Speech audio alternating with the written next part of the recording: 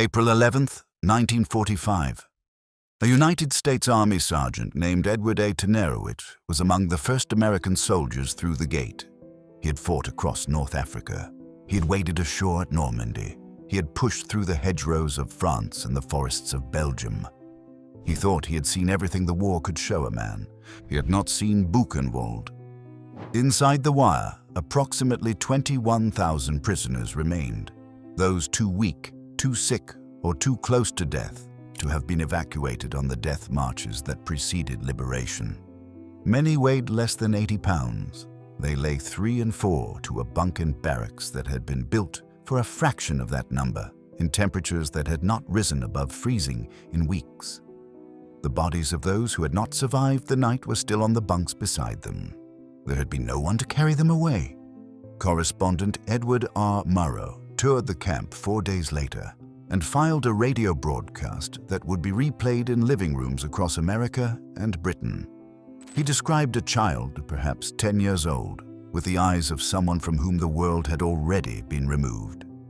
He described a man who lifted his shirt to show a body so reduced that the individual ribs could be counted from across the room. Murrow, who was not given to sentiment, told his listeners that he was not certain most of them would believe what he was about to say. He said it anyway. His broadcast ended with a sentence that has not lost its weight in the 80 years since. He said, "If I've offended you by this rather mild account of Buchenwald, I'm not in the least sorry." The story of Buchenwald does not begin in 1937. It begins in 1933, with a political movement that had decided violence was an instrument of governance. When Adolf Hitler was appointed Chancellor of Germany on January 30th, 1933, the Nazi Party's paramilitary organization, the SA, or Sturmabteilung, immediately began imprisoning its political opponents. Communists, socialists, labor union leaders, journalists, and lawyers who had defended them were arrested within weeks. The official prison system could not absorb them. Improvised detention centers were established in police stations, warehouses, and former factories across Germany. The conditions in these early camps were brutal and largely unsupervised. Prisoners were beaten, tortured, and killed without any formal legal procedure. Heinrich Himmler, who commanded the SS, a rival and ultimately dominant paramilitary organization within the Nazi structure, saw in this chaos an administrative opportunity. He moved to centralize the camp system under SS control, replacing the SA's improvised brutality with something more organized and, in its own way, more systematic. The model he used was Dachau, established near Munich in March 1933, which became the template for what the SS called the concentration camp. A controlled environment in which the state could imprison, exploit, and, when necessary, eliminate individuals it considered enemies without the inconvenience of a functioning legal system. By 1936, Himmler controlled the entire German police apparatus and had expanded the camp network. But he wanted a new facility, larger, better positioned, and designed from the outset according to the principles his administration had been developing over 3 years of trial and error. The site chosen was the Ettersberg, a wooded plateau approximately 8 kilometers north of Weimar in the state of Thuringia. The hill was high enough to be isolated, close enough to a rail line to be logistically practical, and surrounded by forests dense enough that the camp's operations would be partially screened from the city below. Construction was ordered in the spring of 1937. The first prisoners arrived on July 16th of that year. 149 men transported from Sachsenhausen, ordered to begin building the camp that would hold them. They cleared the beech forest by hand. They quarried stone from a pit excavated on the hillside. They carried materials up the slope in summer heat without adequate water, food, or shelter. Those who fell were beaten. Those who argued were punished in ways designed to be witnessed. The purpose was not simply to build a camp. It was to establish from the first day that the prisoners were entirely in the power of the SS, and that no appeal, no complaint, and no act of resistance would alter that fact. The camp was named Buchenwald, Beechwood, as if the natural setting could domesticate what was being built within it. It could not. SS Obersturmbannführer Karl-Otto Koch was appointed commandant in August 1937. Koch was 40 years old, a career SS officer who had served at Dachau and Columbia House, one of the early improvised detention centers in Berlin. He was known within the SS for his administrative efficiency and for a personal cruelty that went beyond ideological conviction. Guards at Buchenwald would later testify that Koch seemed to enjoy the suffering of prisoners in a way that disturbed even other SS personnel. His wife, Ilse Koch, accompanied him to the Ettersberg and would develop her own particular form of infamy in the years that followed. Under Koch, the infrastructure of Buchenwald was completed by the end of 1937. The main camp, the Stammlager, occupied a cleared plateau at the summit of the hill. Below the main gate, which bore the SS motto, Jedem das Sein, meaning to each what he deserves, lay the prisoner barracks, the roll call square, the workshops, and the crematoria that would process the dead. Around the entire perimeter, electrified fencing, watchtowers, and floodlights that burn through the night. From the beginning, the camp's internal economy depended on a system of prisoner labor that was designed to be exploitative to the point of lethality. Prisoners were formed into work details assigned to the quarry or the forest clearing or the construction gangs, and required to meet production quotas regardless of their physical condition. The SS officers and capos, prisoner functionaries who served as foremen, enforced those quotas with beatings. Medical care was minimal and frequently withheld as a form of punishment. The food ration was calibrated to sustain a prisoner well enough to keep working, and nothing beyond that. In its first year, Buchenwald's population grew from a few hundred to several thousand. The original contingent of German political prisoners was joined by increasing numbers of men classified as asocial. Homeless individuals, habitual petty criminals, men who had been arrested for violations of laws that had not existed a year before. By the end of 1937, the camp was functioning as its designers had intended. What no one yet knew was how far it would expand and how much worse it would become. November 9th, 1938. The order went out from Berlin at 11:55 in the evening. By midnight, it was already in motion. Across Germany and Austria, SS and SA units coordinated with local police to unleash what the regime would later describe as a spontaneous popular uprising against the Jewish population. In fact, it was a precisely organized state action. Synagogues were torched. Jewish-owned businesses were ransacked and destroyed. More than 90 Jews were killed in the violence directly.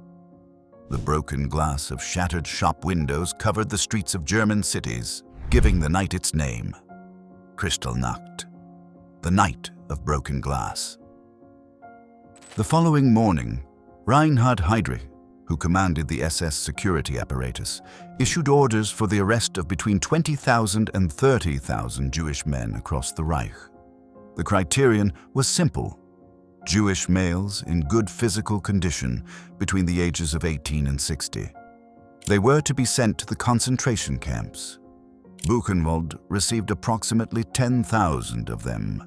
They arrived over several days in railway wagons without warning or preparation.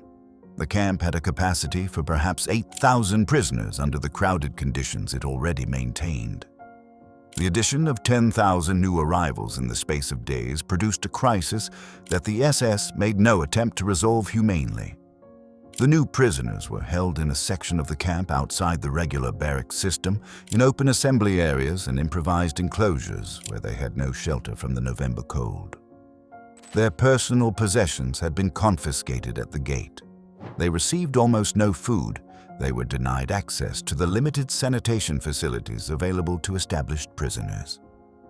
Roll calls, the twice-daily assemblies in which every prisoner had to be accounted for, lasted for hours in temperatures that fell below freezing.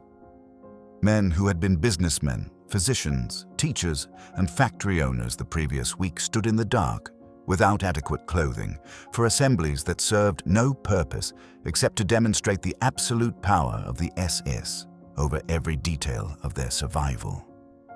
Guards moved through the crowds with clubs and whips. There was no formal policy of killing. The Kristallnacht arrests were intended as a terror tactic and a financial extortion mechanism, not as an extermination operation. But the conditions were such that death was inevitable. In the approximately 6 weeks that the Kristallnacht prisoners remained at Buchenwald, between 244 and 255 of them died. They died of the cold, of starvation, of beatings, and of what the camp medical records described, with bureaucratic precision, as heart failure. The survivors were released in stages between November and January, on the condition that they emigrate from Germany and surrender their assets and property to the state. Most did. The mechanism of coercion had worked as intended.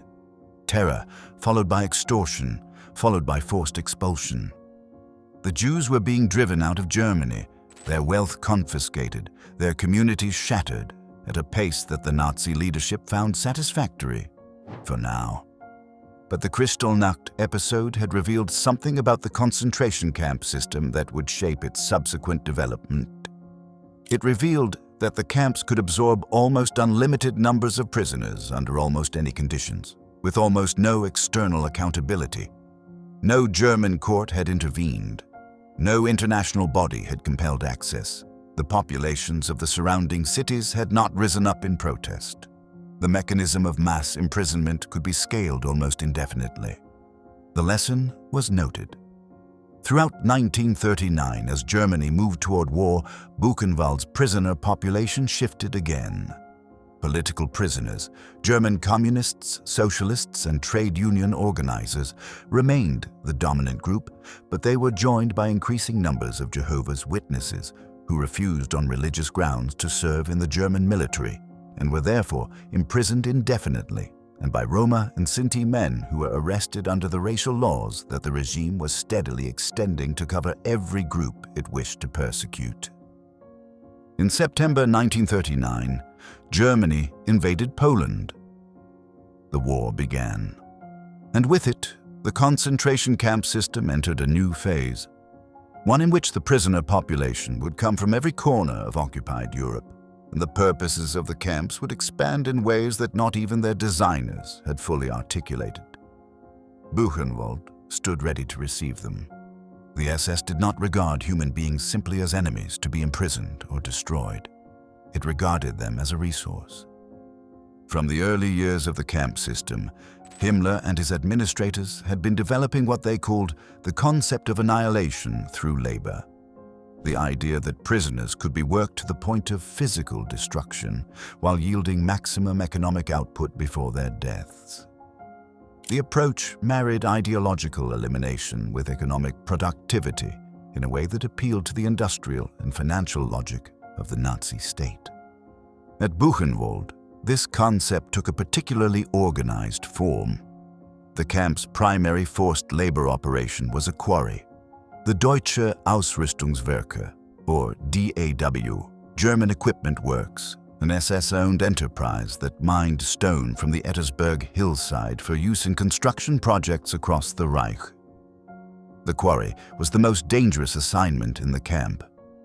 Prisoners worked 12-hour shifts moving stone by hand, with tools that were inadequate and with supervision that was deliberately abusive. Falls, crushings, and collapses under the weight of stones were recorded as accidents. Many were not accidents. Beyond the quarry, the camp operated a series of workshops, metalworking, carpentry, tailoring, bookbinding, that produced goods for SS use and for commercial sale. The labor was unpaid. The prisoners received rations calibrated to maintain minimum working capacity and nothing more. When a prisoner's capacity declined below the point of economic utility, there was a mechanism for that as well. Transfer to the invalid's block, formal reclassification as unfit for work, and eventual death from neglect or deliberate action. The prisoner population that performed this labor came increasingly from outside Germany. Following the occupation of France, Belgium, the Netherlands, Norway, and Denmark between 1940 and 1941, thousands of Western European prisoners arrived at Buchenwald. Resistance fighters, hostages taken for collective punishment, political opponents of collaboration regimes, and individuals arrested under the Nazi security apparatus's sweeping definitions of criminality. They arrived speaking different languages, holding different political convictions, and with vastly different capacities for surviving the conditions they encountered. The arrival of Soviet prisoners of war in 1941 represented a categorically different development. Following the German invasion of the Soviet Union in June 1941, the Wehrmacht captured millions of Soviet soldiers in the first weeks of fighting. The Nazi ideology classified Soviet POWs not as prisoners entitled to the protections of the Geneva Convention, but as racially inferior enemies whose deaths were acceptable and, in many cases, desirable. Of the approximately 5 million Soviet soldiers captured by Germany during the war, roughly 3 million died in captivity. At Buchenwald, Soviet POWs were subjected to a specific killing program. Under Sonderbehandlung, the SS euphemism for execution, Soviet officers and political commissars were transferred to the camp and killed systematically. The method was a dedicated execution facility located in the basement of the camp's stable block.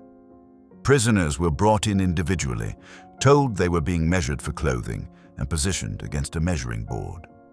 Concealed within the board was a slot through which an SS guard, positioned in an adjacent room, fired a pistol into the back of the prisoner's neck.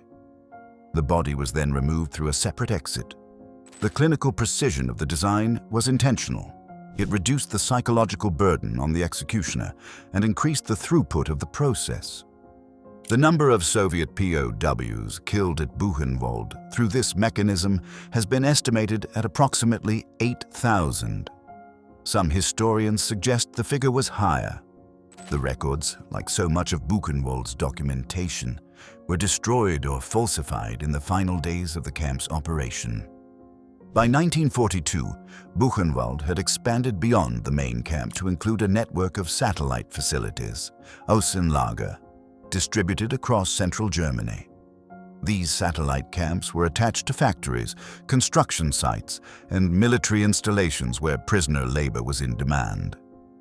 The main camp at the Ettersberg served as a processing and administrative center for this extended network, which at its peak encompassed more than 87 satellite facilities and housed tens of thousands of additional prisoners beyond those counted in the main camp's official rolls. This industrial scale of organized human exploitation was not a byproduct of the war. It was a deliberate architecture. It was designed by men who wore uniforms, held ranks, and filed quarterly reports. And it operated not in isolation, but in partnership with German corporations and government agencies that knew, in sufficient detail, exactly what they were using. He wrote his findings in a notebook. He noted the dates of infection, the progression of symptoms, the dates of death. He submitted his reports through the proper SS administrative channels. He received feedback, suggested adjustments to his methodology, and continued his work. His name was Erwin Ding Schuler. His rank was SS Sturmbannführer, equivalent to a major. His title was physician, and the subjects of his experiments were the prisoners of Buchenwald, who had not consented to participate and who had no mechanism by which to refuse. Medical experimentation at Buchenwald was an organized program, not a series of individual crimes committed by rogue actors. It was sanctioned by the SS medical establishment, coordinated with German pharmaceutical companies, and overseen by officials who held academic credentials from German universities.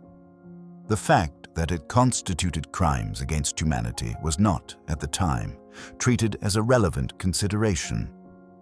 The principal experimental facility within the camp was Block 46, a sealed building within the prisoner compound that operated under strict access control. Even other SS officers could not enter without authorization.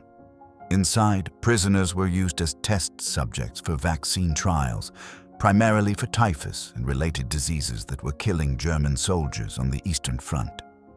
The experimental protocol was straightforward. Prisoners were deliberately infected with the disease pathogen. Some were then administered experimental vaccines or treatments. Others were left untreated as control subjects. Outcomes were monitored and recorded. The prisoners selected for Block 46 were not volunteers. They were assigned. Many learned what awaited them only after they arrived. The infected subjects experienced the full progression of typhus: high fever, delirium, organ failure. Those in the control group who received no treatment frequently died. Those in the experimental group survived or died depending on the efficacy of the treatment being tested.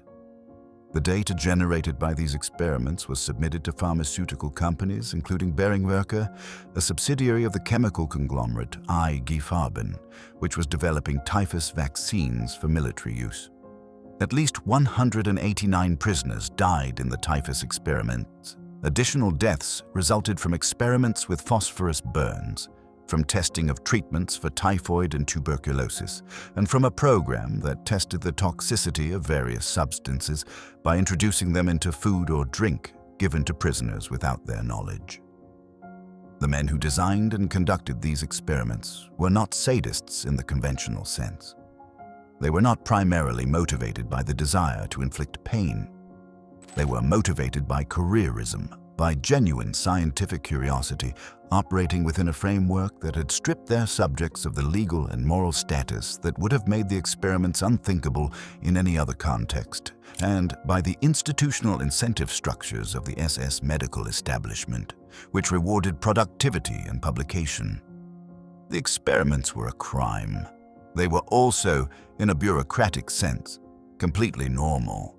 The camp physician whose crimes were most visible to the prisoner population was not Dingschule, but Wilhelm Hoven, who served as the camp's chief physician from 1942 until his arrest. Hoven's particular practice involved the administration of lethal phenol injections to prisoners who had become inconvenient, not to the Nazi state, but to the corrupt internal economy of the camp administration. He killed prisoners who had witnessed financial crimes committed by SS officers. He killed prisoners who could testify against the commandant. He killed, as one survivor put it, on contract. This detail, an SS physician who killed to protect SS corruption, illuminates something about the internal culture of Buchenwald that statistical accounts of deaths do not capture. The camp was not simply a machine for processing prisoners. It was an institution with its own internal politics, its own hierarchies of power, and its own economy of violence. Those politics would eventually consume the man who had built it. Karl-Otto Koch, the commandant who had established Buchenwald and presided over its first 6 years, was arrested by the SS in 1943. The charges were not related to the murder of prisoners. They were related to embezzlement. Koch had been diverting SS funds to his own accounts, and he had been murdering prisoners who could testify against him. An SS tribunal convicted him. On April 5, 1945, 6 days before American forces arrived, Karl-Otto Koch was executed within the camp he had built, shot by firing squad in the Buchenwald forest. His wife, Ilse Koch, had been arrested 2 years earlier and was imprisoned pending her own trial. She would survive the war, face 2 separate trials, one American, one German, and die by her own hand in a West German prison in 1967. The system that had created Buchenwald had turned on its own architect, but the camp continued to function under his successor, SS Obersturmbannführer Hermann Pister, who would oversee its operation until the final days. Not everyone at Buchenwald simply endured. Some of them fought back, not always with weapons, but with something the SS had not anticipated: organization. The political prisoners who had been at Buchenwald since its earliest years were, in many cases, experienced organizers. Many of the German communist prisoners who arrived in 1937 and 1938 had spent years in the underground movement before their arrest. They understood clandestine organization, the use of coded communication, the importance of compartmentalization, and the long-term logic of building networks within hostile environments. In captivity, they applied those skills with extraordinary discipline to the goal of collective survival. The SS had created a system of prisoner administrators, capos, block elders, work detail foremen, as intermediaries between the guards and the general prisoner population. The intent was to divide the prisoner community and create a layer of enforcers who had a personal interest in maintaining the existing hierarchy. In many camps, this system achieved its intended effect. Prisoner functionaries identified with the power that appointed them and enforced SS orders with enthusiasm. At Buchenwald, the underground systematically subverted this system. Over years of careful maneuvering, communist and leftist prisoners worked to place trusted members of their network in as many administrative positions as possible. A prisoner who controlled assignments to work details could steer weaker inmates away from the most dangerous labor. A prisoner with access to the camp's records could adjust documentation, undercount the number of surviving prisoners, and complicate SS calculations about who was available for selection. A prisoner in the food distribution system could ensure that the smallest, most vulnerable prisoners received slightly more than their official allocation. None of this was visible to the SS in any systematic way, because none of it was dramatic. It was the accumulation of thousands of small decisions made by individuals who understood that survival, in the conditions of Buchenwald, was a collective project or it was nothing. The underground also undertook more direct preparations. Beginning in 1943, weapons were smuggled into the camp, pistols, grenades, and eventually automatic weapons, and concealed within prisoner barracks and workshops. A radio receiver, built from parts stolen from the camp's electrical workshops over a period of months, was hidden within the walls of a prisoner block and used to monitor BBC broadcasts and Allied military communications. By 1944, the underground knew the broad outline of the military situation. The Soviet advance from the east, the Allied landings in Normandy, the contraction of German-held territory on every front. They began to plan for the moment when the camp's external situation would deteriorate enough to create the conditions for armed action. The prisoner population at Buchenwald in these years represented a cross-section of European intellectual and political life, unlike any other institution on the continent. Léon Blum, the former Prime Minister of France and leader of the Socialist Party, was held at Buchenwald from 1943 to 1945, first in the main camp and then in a special villa outside the perimeter. Kurt Schuschnigg, who had served as Chancellor of Austria before the Anschluss, was held nearby. Thousands of veterans of the international brigades who had fought against Franco in the Spanish Civil War were imprisoned in the camp, as were resistance fighters from France, Belgium, Italy, Czechoslovakia, and Yugoslavia. Soviet officers, Polish intellectuals, Dutch socialists, and Norwegian university professors shared the barracks with German criminals, Jehovah's Witnesses, and men arrested for nothing more than being Jewish. The diversity of the prisoner population created tensions that the underground had to navigate constantly. Different national and political groups had different interests, different relationships with the SS administration, and different assessments of how to balance short-term survival against longer-term resistance. The German communists who dominated the underground's leadership made decisions that protected their own members more consistently than they protected others. A fact that survived the war in the testimony of non-German prisoners who regarded the underground's hierarchy with considerable ambivalence. But as 1945 began and the distant sound of artillery became audible on the western horizon, those tensions were set aside. The underground had weapons, it had organization, and in the increasingly chaotic SS command structure of a Germany facing military defeat, It had, for the first time, a genuine opportunity. The winter of 1944 to 1945 was the worst in Buchenwald's history. By late 1944, the German military situation had deteriorated to the point that the SS was beginning to evacuate prisoners from camps in the east. The Red Army was advancing into Poland with a speed that the Wehrmacht's commanders had not anticipated, and the SS could not allow the advancing Soviets to find and liberate the prisoners in the eastern camps. Not because the SS cared about those prisoners, but because it cared about what those prisoners could tell the world. Beginning in the summer of 1944 and accelerating through the autumn and into the winter, the SS evacuated the camps of eastern Poland, the Baltic states, and eventually Auschwitz itself.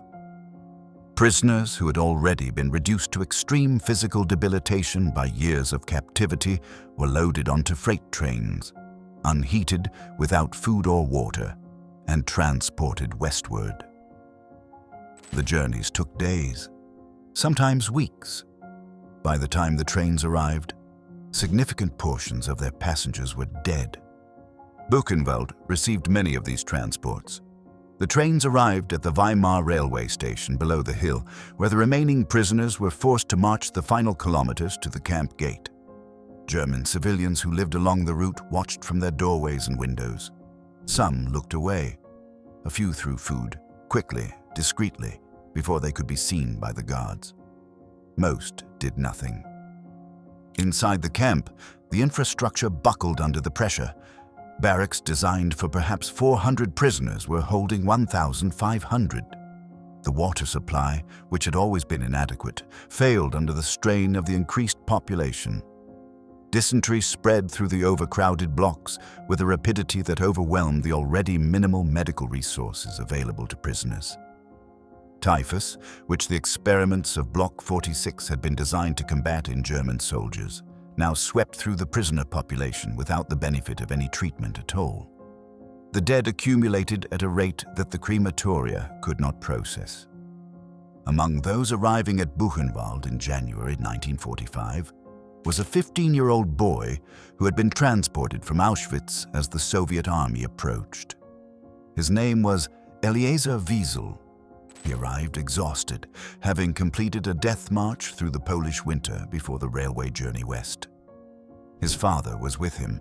They would not be together much longer. Shlomo Wiesel, Eli's father, died in the Buchenwald infirmary in the final weeks of January 1945. He died of dysentery and exhaustion and the accumulated weight of what he had been subjected to. He was in his late 40s. His son, who would spend the rest of his life as a witness and a writer, described his father's death in terms that refused sentimentality. It was a death that should not have been possible, in a place that should not have existed, and no words he wrote in the decades afterward made it more comprehensible. The SS, meanwhile, was implementing what its internal documents described as the clearing of the camp. Orders arrived from Berlin specifying that Buchenwald was to be evacuated before the approaching American forces could reach it. Between March 28th and April 10th, 1945, more than 28,000 prisoners were marched out of the camp on foot, heading south and east. The guards who accompanied the columns shot anyone who could not keep pace. Bodies were left along the roadsides of Thuringia for local civilians to find in the days that followed. Approximately 7,000 prisoners died on the Buchenwald death marches. Some from bullets, many from exhaustion and exposure, some from the sheer collapse of bodies that had been sustaining themselves on nothing for months. Inside the camp, as the last columns departed, the SS guards began to abandon their posts. News was spreading through the underground's radio network. American armored units were approaching from the west. The underground's leadership convened its final meeting. The weapons that had been accumulated over years were distributed. The moment that had been anticipated and prepared for had arrived. On the morning of April 11th, 1945, the last SS administrative personnel fled the camp. The watchtowers went unmanned. The gates were no longer guarded. At 3:15 in the afternoon, the first American vehicles of the 6th Armored Division came up the hill. The prisoners who were strong enough to walk met the Americans at the gate. They had, in the strictest sense, already liberated themselves. The armed groups of the underground had taken control of the watchtowers and the perimeter in the hours before the Americans arrived, ensuring that no SS attempt to destroy evidence or execute remaining prisoners could succeed. When Staff Sergeant Herbert Gottschalk of the 6th Armored Division's 9th Armored Infantry Battalion entered the main camp, prisoner-held flags were already flying above the towers. The documentation of what followed was carried out by military personnel, journalists, and, eventually, historians and investigators. General Dwight D. Eisenhower ordered that as many American military personnel as possible be brought to the camp to witness conditions before the bodies could be removed and the facilities cleaned. His reasoning was explicit. He anticipated that in years to come, people would deny that these things had happened, and he wanted as many witnesses as possible. General George S. Patton, who commanded the Third Army, and who had by this point in the war seen the aftermath of some of the most violent combat in modern history, visited Buchenwald shortly after liberation. He was visibly overcome. Accounts from officers who accompanied him record that he became physically ill during the tour and was unable to complete it. He subsequently ordered the mayor of Weimar and other leading citizens of the city to visit the camp and observe its contents with their own eyes. They came.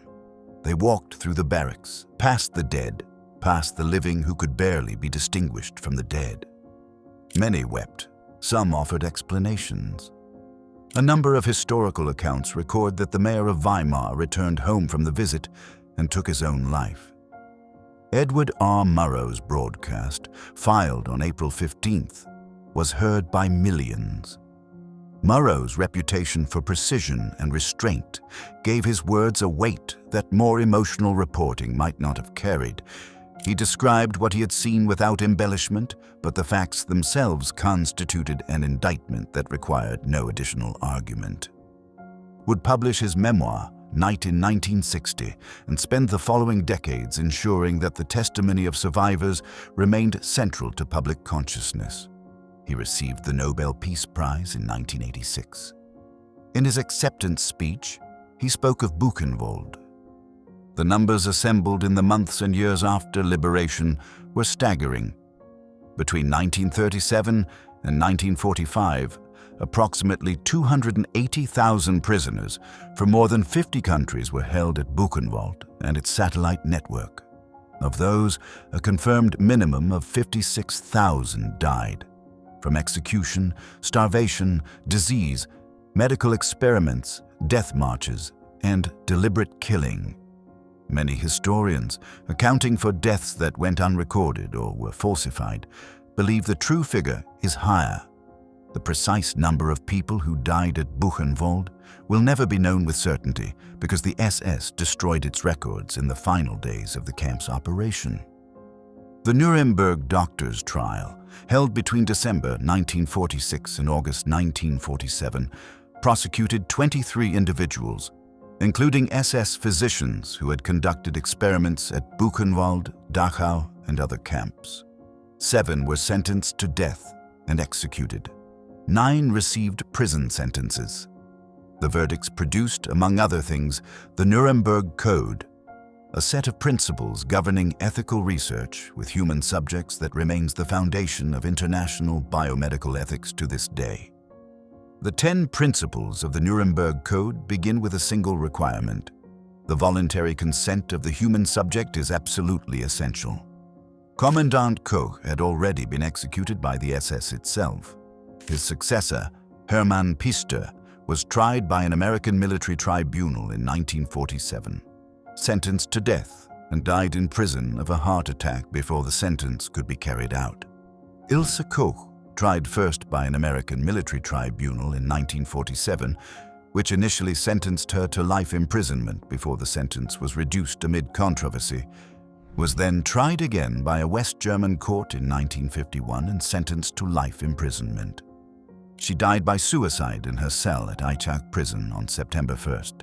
1967. Erwin Dingschuler, who had conducted the typhus experiments in Block 46, was arrested after the war and prepared to testify at the Nuremberg doctors' trial. He died in custody in August 1945 of what was officially recorded as suicide before the trial began. The reckoning was real. It was also, inevitably, incomplete. The Ettersberg Hill is a memorial now. The main camp area has been preserved as the Buchenwald Memorial, administered by the German state of Thuringia and visited by hundreds of thousands of people each year. The Iron Gate with its inscription, Jedem das Seine, still stands at the entrance to the former camp. The roll call square, where tens of thousands of prisoners stood for hours in winter darkness while guards counted them, is a broad, empty expanse. The crematoria building is preserved. So is the basement of the stable block where the execution mechanism for Soviet POWs was installed. A few hundred meters from the camp's outer wire, in a grove that has been allowed to grow back into something resembling its original density, stands an oak tree. It is large and old, according to tradition, a tradition that the SS themselves maintained during the camp's operation. It is the tree beneath which Johann Wolfgang von Goethe once rested when he walked these woods in the early 19th century. Goethe, who wrote Faust and the Sorrows of Young Werther and some of the most celebrated lyric poetry in the German language, loved the Ettersberg. He wrote about it. He considered it a place of particular beauty. The SS preserved that tree while the camp operated around it. There is something in that detail that resists simple interpretation. It is not that the men who built and ran Buchenwald were incapable of appreciating beauty or civilization or the cultural achievements of the German past. It is that they had constructed an ideological framework within which the systematic murder of human beings and the preservation of a poet's oak tree were entirely compatible, in which one did not preclude the other, did not even register as being in tension with the other. This is, perhaps, the most disturbing lesson of Buchenwald. Not that its perpetrators were monsters separate from the civilization that produced them, but that they were products of it.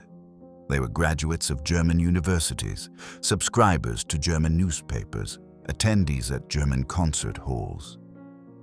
The ideology that authorized what they did at Buchenwald did not require them to abandon civilization. It required them to redefine who counted as part of it.